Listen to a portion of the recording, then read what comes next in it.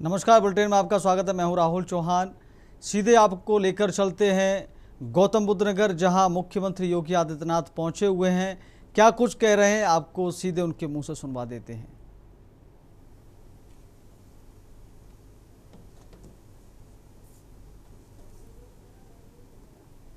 माननीय मुख्यमंत्री योगी आदित्यनाथ जी का तहे दिल से धन्यवाद होंगे। और देवी और सज्जनों, अब हम आज के इस ऐतिहासिक के सबसे महत्वपूर्ण चरण भूमि पूजन एवं शिलान्यास के मैं निवेदन करना चाहूंगी मुख्यमंत्री जी और सभी कि वे निर्धारित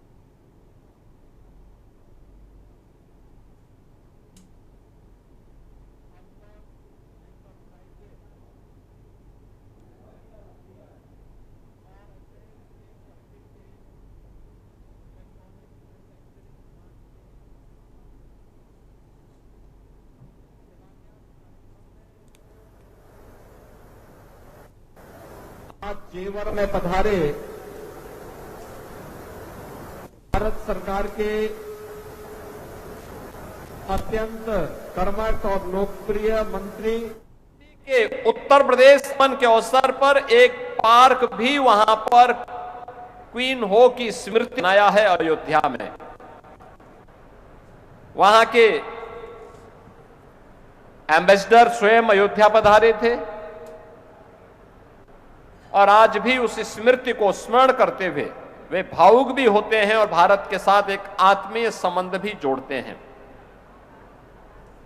कैसे आक्रामक रणनीति हो, समर्पण का भाव हो और आत्मानुशासन हो, ऐसे कोई देश इलेक्ट्रॉनिक मैन्युफैक्चरिंग का हब बन सकता है। कोरिया उसका उदाहरण अतीत में बन चुका है और आज ये हमारा सौभाग्य है कि आदरणीय प्रधानमंत्री श्री नरेंद्र मोदी जी का यशस्वी और विजनरी लीडरशिप हम सबको प्राप्त हो रहा है। उनके दूरदर्शी नेतृत्व में ही आज देश के अंदर तेजी के साथ विकसित हो रही भारत की अर्थव्यवस्था एक नए प्रतिमान को स्थापित कर रही है और यह क्षेत्र जो उत्तर प्रदेश जिसके सामने कभी पहचान का संकट था, वह उत्तर प्रदेश अब पहचान के लिए मोहताज नहीं है। कानून व्यवस्था की बेहतर स्थिति, सेक्टोरल पॉलिसी 36 सेक्टोरल पॉलिसीज था। उत्तर प्रदेश आज 75,000 एकड़ के व्यापक लैंड बैंक के साथ देश और दुनिया के निवेशकों को अपने यहां आमंत्रित कर रही है। हर सेक्टर की एक पॉलिसी है, हर निवेशक उस पॉलिसी के दायरे में आकर के निवेश कर सकता है। सरकार उन्हें समय पर उनका इंसेंटिव भी देती है, सिंगल विंडो का प्लेटफॉर्म भी उपलब्ध करवाती है। कोई मानवीय हस्तक्षेप के बगैर कोई भी निवेशक आकर के अपना निवेश करके विकास की गति को कई गुना आगे बढ़ाने में अपना योगदान दे सकता है। परिणाम है हमारे यहां के नौजवानों को रोजगार भी मिल रहा है। 6,745 करोड़ रुपए का यह निवेश यहां पे नए एम्प्लॉयमेंट को जनरेट करेगा, तमाम अन्य एंकर यूनिट को यहां पे स्थापित करने में योगदान देगा। और उत्तर प्रदेश तो पहले ही एमएसएमई का है। 96 लाख एमएसएमई यूनिट हमारे पास है, जिसे हमने आदरणीय प्रधानमंत्री जी की प्रेरणा से वन डिस्ट्रिक्ट वन प्रोडक्ट के रूप में देश और दुनिया के सामने प्रस्तुत किया है। बहनों और भाइयों, आज प्रधानमंत्री मोदी जी का ही वह विजन है जिसके कारण उत्तर प्रदेश अब मोबाइल मैन्युफैक्चरिंग का हब भी बना है। यानी देश के अंदर जो भी मोबाइल फोन बन रहे हैं उनमें 55% आपके इसी ग्रेटर नोएडा और उत्तर प्रदेश के अंदर बन रहे हैं। और इलेक्ट्रॉनिक कंपोनेंट के भी अब तक जो भी बन रहे हैं उनमें 55 से 60% यहीं पे बन रहे हैं। और मेरा मानना है कि अंबर ग्रुप के साथ कोरिया सर्किट का यह निवेश इलेक्ट्रॉनिक मैन्युफैक्चरिंग की दिशा में एक नया क्रांतिकारी कदम होगा। ये निश्चित ही उत्तर प्रदेश के माध्यम से भारत की उस उड़ान को, जो प्रधानमंत्री मोदी जी का विजन है 2047 में भारत को विकसित भारत के साथ खुशहाल भारत बनाना है, आत्मनिर्भर भारत बनाना है, उस आत्मनिर्भर भारत की संकल्पना को पूरा करने के लिए इसकी शुरुआत हमारे प्रदेश से, हमारे जनपद से, हमारे नगर से, हमारे गांव से शुरू होती है, हर नागरिक से शुरू होती है। और इसीलिए तो प्रधानमंत्री जी ने कहा कि नागरिक कर्तव्य महत्वपूर्ण होता है।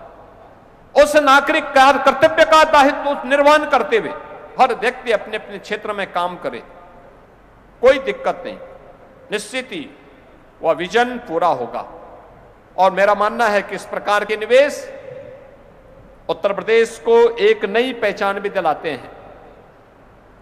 इस प्रकार के निवेश यूथ को अधिक से अधिक एम्प्लॉयमेंट भी देते हैं, नए स्टार्टअप को स्थापित होने के लिए प्लेटफॉर्म उपलब्ध करवाते हैं और हमारी निर्यात की शक्ति को भी और मजबूत करते हैं, आत्मनिर्भर भारत की संकल्पना को पूरा करते हैं।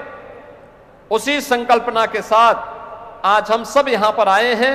मैं इस अवसर पर अंबर ग्रुप को, कोरिया सर्किट को इस निवेश के लिए, उत्तर प्रदेश को चुनने के लिए हृदय से धन्यवाद देता हूं।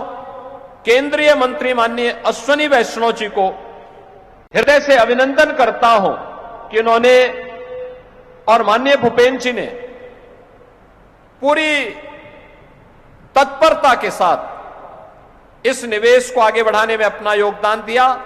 और मैं मानता हूं यूपी के से संबंधित जब भी कोई मामले हमारे जाते हैं, हमें कभी टेलीफोन करने की नौबत नहीं आती, तत्काल वहां पे जाने के साथ ही कार्य भी होता है और वहां से हमें सूचना भी मिलती है कि आपके यहां ये फाइल आई थी, हम लोगों ने उसको फाइनल करके भेज दिया है, तत्काल आप इस पर आगे बढ़िए।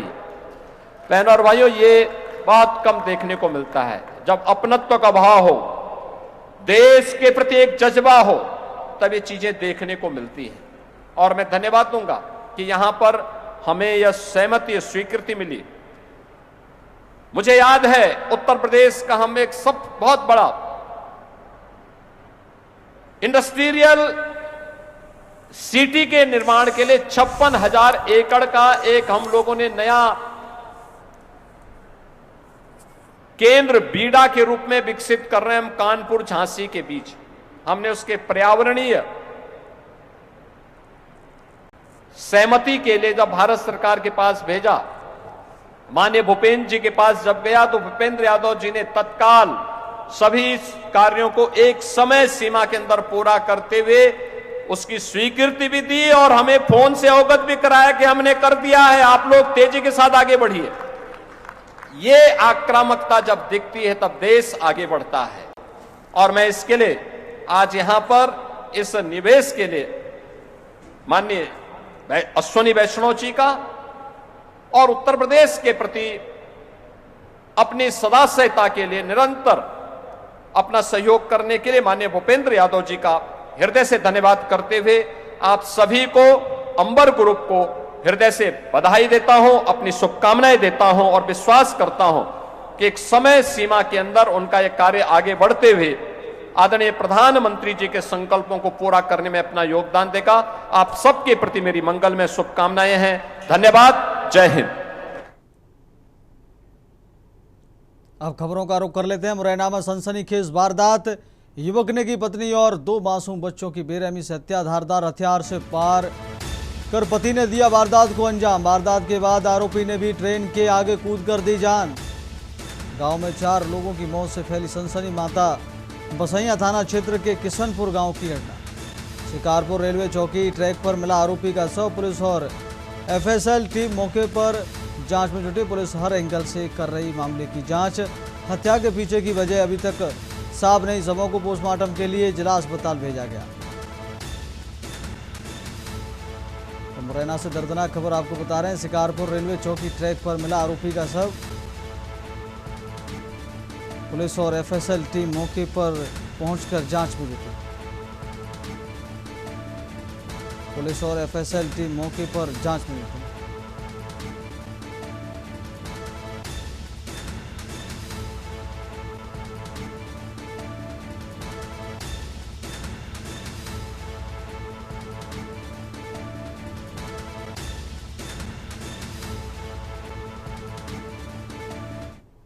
अगली खबर का रुख कर लेते। खबर कन्नौज से है। बीजेपी के पूर्व जिला मंत्री पर जानलेवा हमला। पीड़ित पूर्व भाजपा जिला मंत्री का आरोप, पूर्व जिला मंत्री का टूटा हाथ, सर पर गंभीर चोटों के घाव, मरा हुआ समझ दबंग, घटना को अंजाम देकर हुए फरार।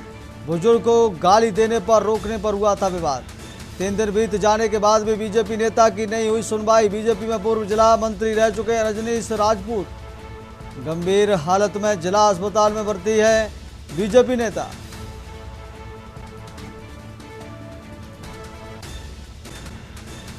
3 दिन बीत जाने के बाद भी बीजेपी नेता की नहीं हुई सुनवाई। बीजेपी में पूर्व जिला मंत्री रह चुके हैं रजनीश राजपूत गंभीर हालत में जिला अस्पताल में भर्ती हैं। बीजेपी नेता बीजेपी के पूर्व जिला मंत्री पर जानलेवा हमला। कन्नौज से खबर आपको बता रहे हैं। पीड़ित पूर्व भाजपा जिला मंत्री का आरोप, पूर्व जिला मंत्री का टूटा हाथ, सर पर गंभीर चोटों के घाव, मरा हुआ समझ दबंग, घटना को अंजाम देकर हुए फरार। बुजुर्ग को गाली देने पर रोकने पर हुआ था विवाद। 3 दिन बीत जाने के बाद भी बीजेपी नेता की नहीं हुई सुनवाई। बीजेपी में पूर्व जिला मंत्री रह चुके रजनीश राजपूत गंभीर हालत में जिला अस्पताल में भर्ती हैं। बीजेपी नेता कन्नौज से खबर आपको बता रहे हैं। बीजेपी के पूर्व जिला मंत्री पर जानलेवा हमला। पीड़ित पूर्व भाजपा जिला मंत्री का आरोप, पूर्व जिला मंत्री का टूटा हाथ, सर पर गंभीर चोटों के घाव, मरा हुआ समझ दबंग, घटना को अंजाम देकर हुए फरार। बुजुर्ग को गाली देने पर रोकने पर हुआ था विवाद। 3 दिन बीत जाने के बाद भी बीजेपी नेता की नहीं हुई सुनवाई। बीजेपी में पूर्व जिला मंत्री रह चुके हैं रजनीश राजपूत गंभीर हालत में जिला अस्पताल में भर्ती हैं। बीजेपी नेता बीजेपी के पूर्व जिला मंत्री पर जानलेवा हमला। कन्नौज से खबर आपको बता रहे हैं। कन्नौज से खबर, पीड़ित पूर्व भाजपा जिला मंत्री का आरोप,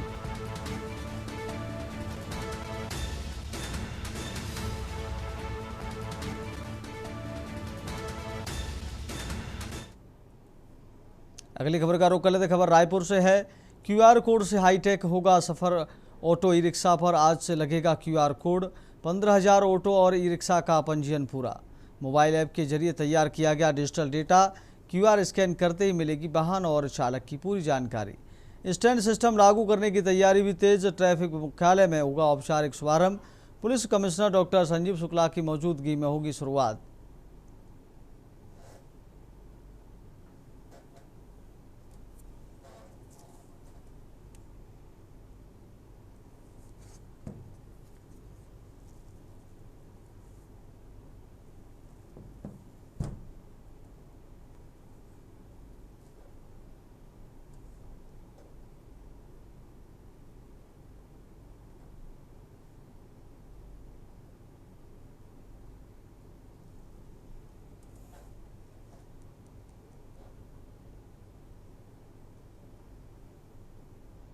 अगली खबर का रुख करते। खबर रायपुर से है। कांग्रेस प्रशिक्षण शिविर का आज अंतिम चरण। शाम 6 बजे भूपेश बघेल का संबोधन।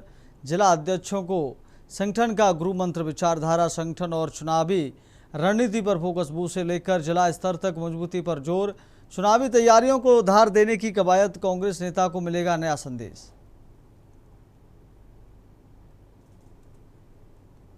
अगली खबर का रुख कर लेते। खबर चंडीगढ़ से। सीएम नायब सिंह सैनी की अध्यक्षता में महत्वपूर्ण बैठक। मुख्यमंत्री सुशासन सहयोगियों के साथ बैठक। योजनाओं को अधिक प्रभावी ढंग से लागू करना मकसद। अहम मसलों पर बैठक में की गई गहन मंत्रणा। योजनाओं को अधिक प्रभावी ढंग से लागू करने का मकसद। अहम मसलों पर बैठक में की गई गहन मंत्रणा। चंडीगढ़ से खबर आपको बता रहे सीएम नायब सिंह सैनी की अध्यक्षता में महत्वपूर्ण बैठक। मुख्यमंत्री सुशासन सहयोगियों के साथ बैठक। योजनाओं को अधिक प्रभावी ढंग से लागू करना मकसद। अहम मसलों पर बैठक में की गई गहन मंत्रणा। सीएम नायब सिंह सैनी की अध्यक्षता में महत्वपूर्ण बैठक। चंडीगढ़ से खबर आपको बता रहे हैं मुख्यमंत्री सुशासन सहयोगियों के साथ बैठक। योजनाओं को अधिक प्रभावी ढंग से लागू करना मकसद।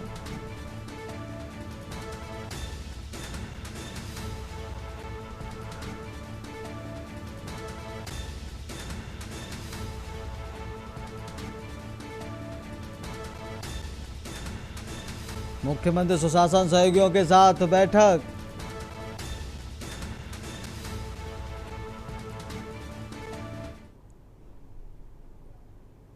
अगली खबर का रुख कर लेते हैं फिरोजाबाद के सुगावा थाना क्षेत्र में पति पत्नी के रिश्ते को शर्मसार करने वाली एक सनसनीखेज वारदात सामने आई है। यहां एक पति ने अपनी पत्नी को बेलचे से मार कर हत्या कर दी। घटना की सबसे दर्दनाक बात है कि उनकी बेटी इस पूरी वारदात की चश्मदीद गवाह बताई जा रही है। जानकारी के अनुसार महिला घर में सो रही थी, तभी आरोपी पति ने उस पर बेलचे से ताबड़तोड़ वार कर दिए। हमले में महिला की मौके पर ही मौत हो गई। सूचना मिलते ही सुगावा थाना पुलिस मौके पर पहुंची और शव को कब्जे में लेकर पोस्टमार्टम के लिए भेज दिया है। घटना के बाद आरोपी पति मौके से फरार हो गया। पुलिस बेटी के बयान और अन्य साक्ष्यों के आधार पर मामले की जांच कर रही है। फरार आरोपी की तलाश में पुलिस की टीमें लगातार दबिश दे रही हैं।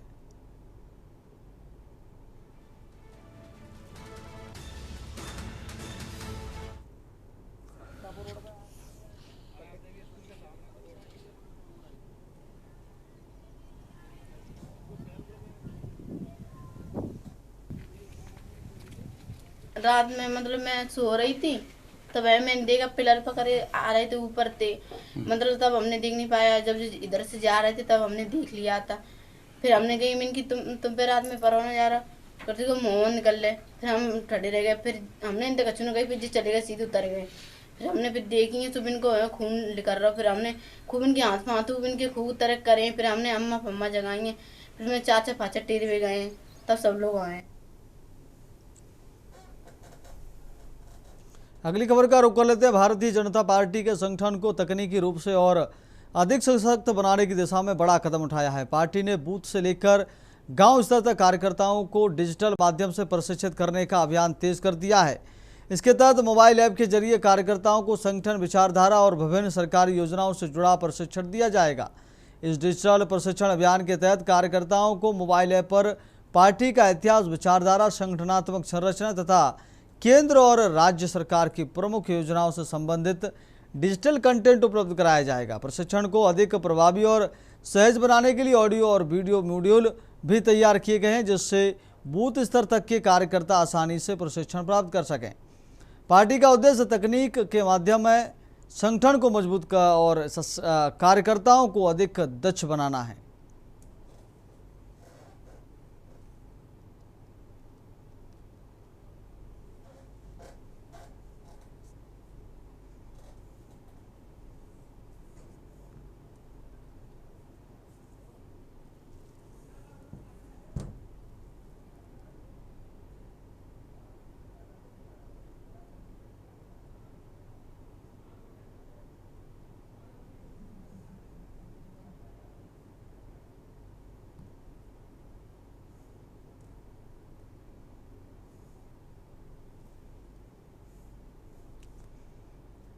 अगली खबर का रुख कर लेते सिरसा जिले के गांव केलनिया अली मोहम्मद और सहाड़ी में शुक्रवार को स्वच्छता को लेकर अनूठी पहल देखने को मिली। पूज्य गुरु संत डॉक्टर गुरमीत राम रहीम सिंह जी इंसा की प्रेरणा तथा ग्राम पंचायतों की अपील पर डेरा सच्चा सौदा की साथ संगत ने व्यापक सफाई अभियान चलाकर गांव की गलियों, सार्वजनिक स्थलों और संस्थानों को साफ सुथरा बनाया। अभियान में सिरसा जिले के विभिन्न ब्लॉकों से पहुंचे Shah Satnam ji green S welfare committee के सेवादारों सहित बड़ी संख्या में साथ संगत ने भाग लिया। दोपहर बाद शुरू हुए इस अभियान के दौरान सेवादारों ने ग्राम पंचायतों के सहयोग से गांव की गलियों, पंचायत घरों और आयुष्मान केंद्रों, सरकारी स्कूलों तथा अन्य सार्वजनिक स्थलों की सफाई की। जगह जगह फैले कूड़े करकट और एकत्रित कर ट्रैक्टर ट्रॉलियों के माध्यम से गांव की सीमा से बाहर निर्धारित स्थानों पहुंचाया गया। सफाई के साथ साथ ग्रामीणों को स्वच्छता के महत्व और साफ सफाई बनाए रखने की प्रति भी जागरूक किया गया। ग्रामीणों ने बताया कि लंबे समय बाद इतने बड़े स्तर पर सफाई अभियान चलाया गया, जिससे गांव का वातावरण स्वच्छ और सुंदर नजर आने लगा। अभियान के दौरान गांव की मुख्य सड़कों, गलियों और सामुदायिक स्थलों पर विशेष रूप से सफाई की गई।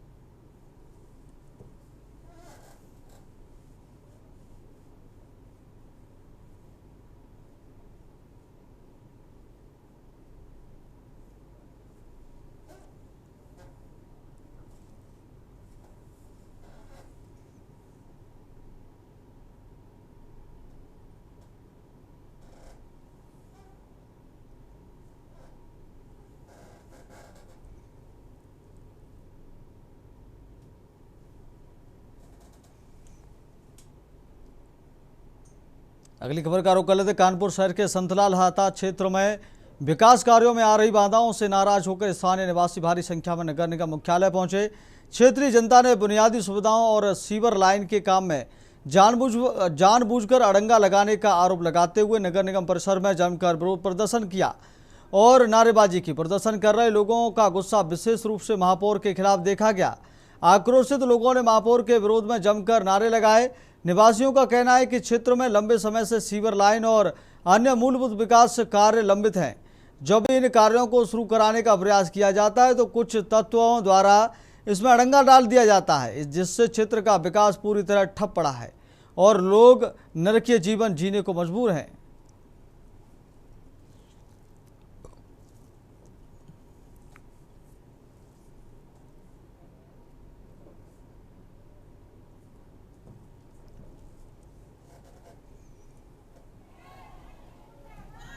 ये कारण ये है कि यहाँ का शासन और प्रशासन हमारे साथ है। जो यहाँ पे टेंडर किया है मलिंग बस्ती में, हम लोग की समस्या समझ के 2 साल से हम लोग संघर्ष कर रहे थे, काफी सार्थे से। यहाँ तक कि यहाँ के माननीय प्रभारी मंत्री योगेंद्र उपाध्याय जी भी आए थे, उनके कानों तक भी हम लोग ने बात पहुंचाई थी।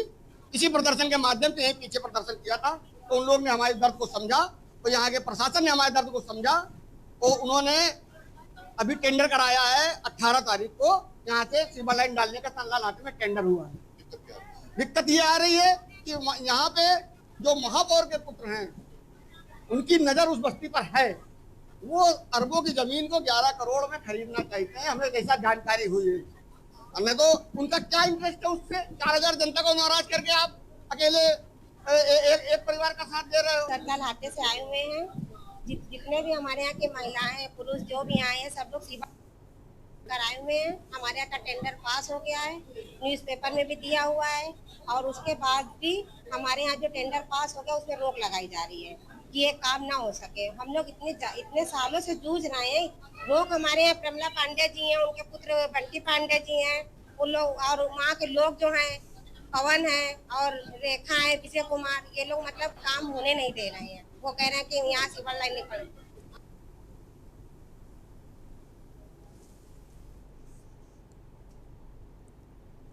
फिलहाल इस बुलेटिन में मेरे साथ इतना ही। देखते रहिए के न्यूज़ इंडिया। नमस्कार।